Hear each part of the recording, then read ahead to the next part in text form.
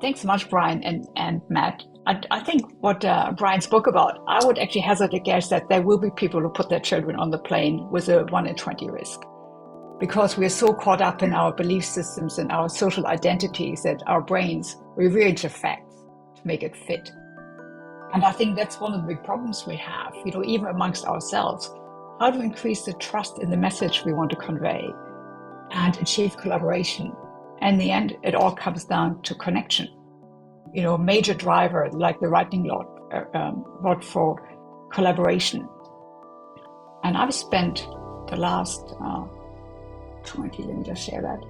the last 20 years as a doctor, a psychotherapist, neuroscience researcher and peak performance coach, studying human interactions. And also have a great interest in how we collaborate and co-create. And I would invite you, I know it's going to be an ask, I would actually like you to turn your cameras on because this is about connection. And I want you to be able to see each other's faces on the side. And especially for that exercise we're doing down the track.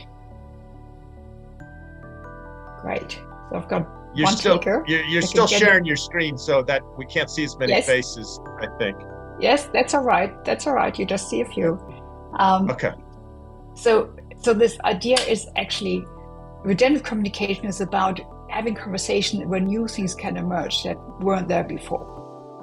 And it's based on network neuroscience and mindfulness, and it's taught in Fortune 500 companies, executive MBAs. It gets used in conflict resolutions as well. And there's lots of applications, and for which we won't have time today. I'm just going to give you a little glimpse of what's actually possible.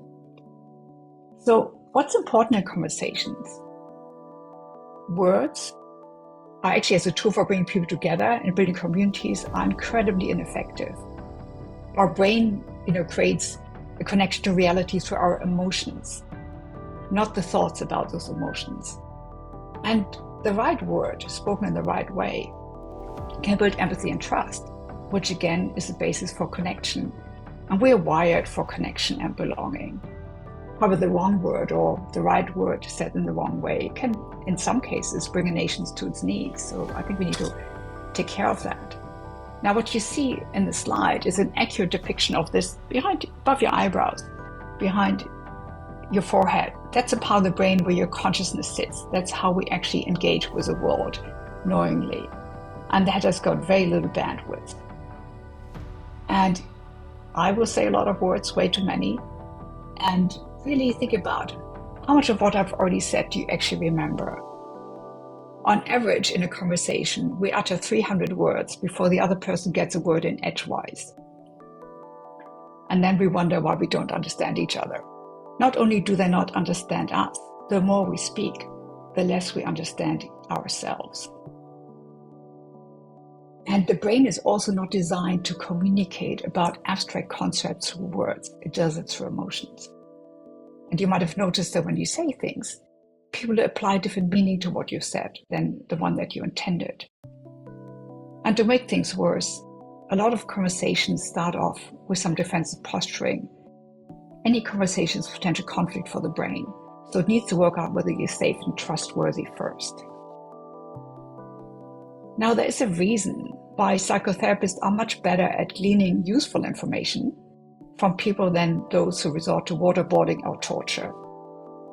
So we want to really include compassion in our conversations. And compassion is really the ability to get a sense of where the other person is at, both when they're feeling good and when they're not feeling so good, while not getting drawn in and maintaining the ability to respond. Now, communication is difficult enough when we share common goals, yet have different ideas of how to get there. We often focus on the best way to do things. And the problem is when we compete, we shut down that part of the brain that actually collaborates. So if you then imagine speaking to somebody with very different belief systems, and I think we've all been there, whether it's government or Matt, we talked about some investment you're thinking about, we don't tend to get very far. We dig our heels in. Beliefs are very hard to shift. They're some of the most stable memories that we have. The interesting thing is, while we might not be able to agree with each other's beliefs, we are usually able to respect each other's values. So I want to do a quick exercise with you, and I really ask you to play full out, because this is something you will remember. You might not remember anything else on this slide. And for that, again, I'd like you to turn your camera on and to follow along with what I do. Okay, so I'm going to ring the gong, and I want you to listen to the tone and keep listening, and then I'll talk you through the other elements. Okay, so make yourself comfortable. Maybe put both feet on the floor, and if you're comfortable, you might want to close your eyes. So just listen to the gong. Really listen. And as the tone recedes, I want you to keep listening and notice any other sounds in the room, maybe from the outside, coming down the microphone, and the sound of your own breathing. And I want you to have a big yawn. So really fake it if you have to. Open your jaw, notice that sensation of yawning. Big yawn, paying attention to it. And then afterwards, allow yourself to become aware of any busyness in your brain. Another big yawn, again, paying attention to the sensation of yawning. And then notice any subtle shifts in your mood or mind. And have one more yawn.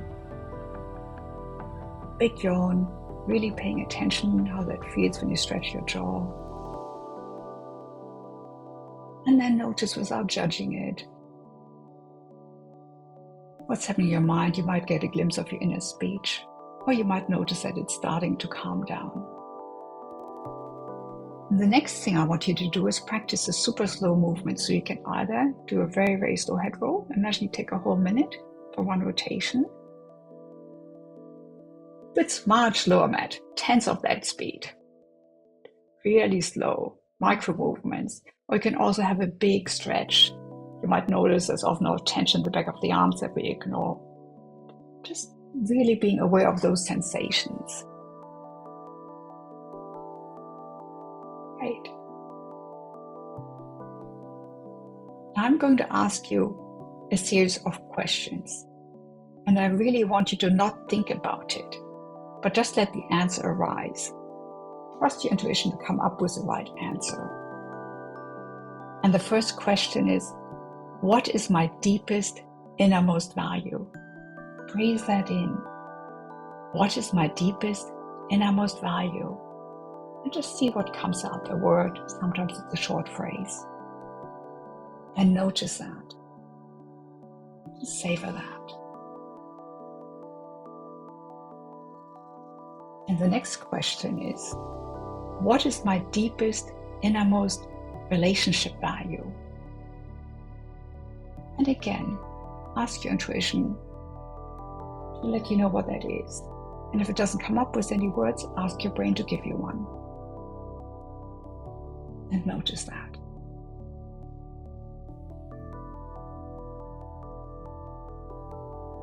And the last question is, what is my deepest, innermost communication value? On what basis do I want to communicate with people? And notice what comes up now. And then just hold those three values in your mind for a moment. And with eyes still closed, I want you to bring up an image of a person you truly love and care for very deeply, or a situation that gives you great pleasure and enjoyment. And while you do that, allow yourself to smile.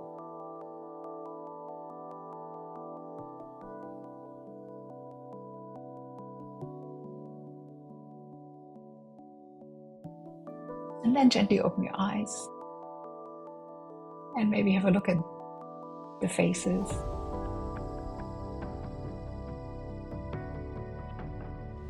When you do that, when you imagine somebody you truly care for and love, get this little smile, you get softer around the eyes, get a little smile around the lips. And that kind of smile is instinctual. You can't actually fake that unless you're a psychopath. And what it does, it creates neurological trust in the other person's brain. So you're setting the basis for having a much more vulnerable, and connected conversation. And what yawning does, it creates empathy. It's a thermoregulatory mechanism in the brain that lowers the temperature in the brain and gets us out of our being absent-minded or stressed and being much more available. It also helps you to activate that social part of your brain, where your empathy sits, your compassion, your intuition, and your values. And without that social brain, emotional intelligence doesn't really come to the fore, and certainly your brilliance won't matter if we can't connect with people. And if you do any part of that exercise, a mindful yawn, a slow movement, connecting with one of your values once an hour, for a few days, you will notice that your stress levels might start to come down. Your productivity, your creativity, and your focus will increase. And a client I worked with had curiosity as his communication value, and he did that before he had to go into a really important and difficult meeting with his team. And rather than hammering down his own point and his preconceived ideas of how things should be, he just focused on remaining curious throughout the conversation and asking questions to understand what the real issue was and where people were coming from, and found that very useful. Now, while you're hopefully still in that relaxed, mindful state, I'm just going to go through the 8 elements of successful conversation. And I just wondered, what do you think is the most element of successful conversation? I wonder whether anybody would volunteer what they think is the most important part of a successful conversation. Matt, what do you think is most important? I'm going to say listening. Mm-hmm. Any other takers? Empathy. Empathy, great. How about Manish, what do you think? Staying connected, engaged throughout the conversation. Great. There are really important points you brought up. The most important thing, however, is your facial expression. So we have about 10,000 micro expressions. And don't forget, our brains developed a lot longer before we had language, and we're trained. We're constantly scanning each other for signs of safety, usually with underneath the conscious level of our awareness. So that's why face-to-face conversations or being able to see the other person's face is so important. It allows you to be aware where they're at and then respond appropriately. And also become aware of your own facial expressions. The next thing is your tone of voice. If you can speak warmly and softly, people tend to take more in of what you say. It's also really important that your tone of voice matches the words and the facial expression. The brain is constantly scanning. It's a prediction machine. It constantly scans whether things line up. And if your tone of voice, and especially your facial expression and your body gestures do not match your words, you create cognitive dissonance, and the other person will trust you less. Just on body gestures, people gesticulate. That usually increases comprehension in the listener. And if you can be relaxed, that helps a great deal. So if you're feeling really angry or worked up or distressed, that might not be the best time to have a conversation with your team, with potential clients. When you're upset with a politician who's turning you down, you really want to be in a good, calm space so you can respond. Now we're getting to the hardcore stuff. We tend to speak too fast. I assume we don't have any people from the East Coast here that come in at 250 words an hour. In California, it's more 160. And if you see your hypnotherapist, they come in at 120. And when we learn to speak slowly, we don't have time constrictions like at the moment, not only does the comprehension gate go up, both you and the listener feel much more relaxed, both psychologically and physically. And if you want to do really well, you keep it short. And I will go into that because that's so important. I'll go into that again in a second. And we finally get to the words. Spoken compassionately. And the other things that you guys mentioned, listening, empathy, they all come back to which state we are in. So brevity, why is that so important? That a little bit of brain you see circled, again, that's your dorsolateral prefrontal cortex, where your consciousness sits. It's a working memory of your brain. It doesn't manage a lot of information. 4 chunks, if you're lucky 7, so that's 10 to 20 words. And while you keep talking, the other person's brain decides which 10 words it thinks are important. So we only remember what's important to us. So when that person has their 10 words, they start thinking about it, composing a response, going down some rabbit holes, or they might not be listening at all. So if we keep just talking without checking in or letting the other person respond, we miss that. We might be wasting a lot of time and also not getting where we want to go. So one way to do that, to really practice that, takes practice, is something called the 10-10 games. You can practice that with your children, and you will find they usually win. They're much better at that than us adults. With your friends, with your colleagues, and what you do is you lift up your hands, and each word you speak is 1 finger. After 10, you stop. And that initially feels a bit clumsy, and it was time to get better. And what happens when you limit yourself to 10 words or maximum 20 words, your brain starts selecting better words. And we found that when we speak briefly, compassionately, and slowly, and then let the other person speak, they will bring new ideas, understanding goes up, and in those conversations, there's no room for the brain to engage in anger or fear. So when we have those really important conversations, we can finally come to some solutions rather than getting into slagging matches about who is right. And in business, you might want to just stick to the 20-second rule. So speak for 20 seconds, slowly, then pause and see what emerges. So this is all rather rushed, so I just want to summarize a few things. Again, remember, your brain can't process a lot of information. Speak slowly and briefly and warmly. And be aware of your own state and that of the other.